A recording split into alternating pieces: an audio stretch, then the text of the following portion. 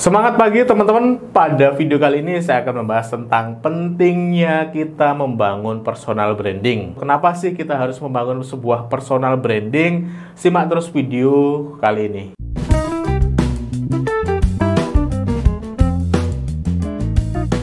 Bagi yang baru datang, saya ucapkan selamat datang. Channel ini berisikan tentang tips bisnis, tutorial bisnis, dan juga inspirasi bisnis yang insya Allah sangat bermanfaat tentu saja dalam mengembangkan bisnis teman-teman. Nah, bagi yang belum subscribe, klik dulu tombol subscribe di bawah sini. Jangan lupa nyalakan juga tombol loncengnya ya. Lanjut, kenapa sih sebetulnya kita itu harus membangun sebuah personal branding? Penting nggak sih?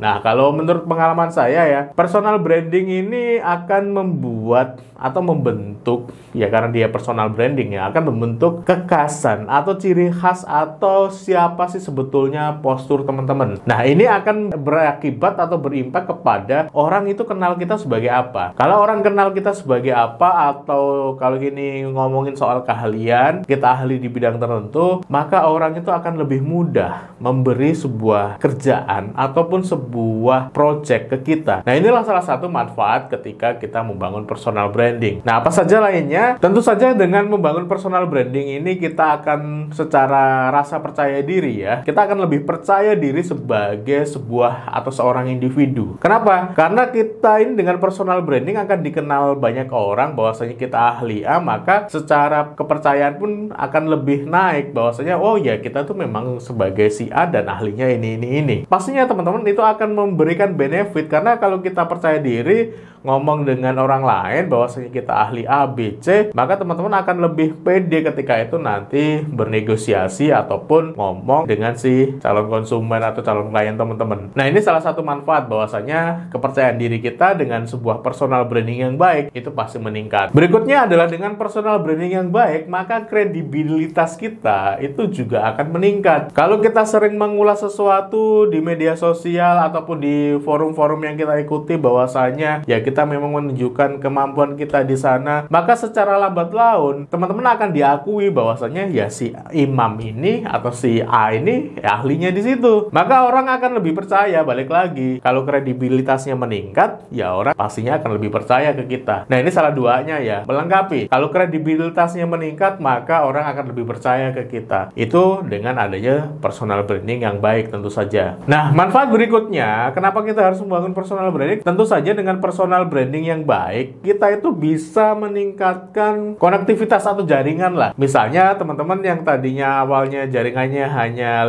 lingkup atau komunitas tertentu, dengan personal branding yang baik teman-teman dikenal oleh banyak orang, jaringannya nambah, calon konsumennya atau kliennya nambah. Tentu di sana akan memberikan benefit yang bagus dong buat kita secara personal. Apalagi kalau itu teman-teman sebagai pelaku usaha, maka peluang untuk menjual produk ke orang-orang baru, ke calon konsumen atau kenalan atau jaringan teman-teman akan jadi lebih luas lagi. So, kalau ditanya penting nggak sih sebuah personal branding? Menurut saya sangat penting karena balik lagi banyak manfaatnya seperti yang saya ulas tadi. Dengan personal branding bahwasanya saya bisa kenal dengan banyak jaringan. Terus dengan banyak kenal jaringan itu ya karena memang bisnis saya adalah jasa, teman-teman ngasih kerjaan atau ngasih project ke saya. Terus berikutnya orang jadi lebih yakin bahwasanya kalau ngasih project tuh ya bahwasanya si Mas Imam ini memang ahlinya di sana kayak gitu. Nah, maka orang akan lebih mudah ngasih kerjaan atau ngasih yang namanya project-project. Nah, itulah beberapa hal atau beberapa manfaat ketika kita membangun sebuah personal branding. So, kalau ditanya penting nggak sih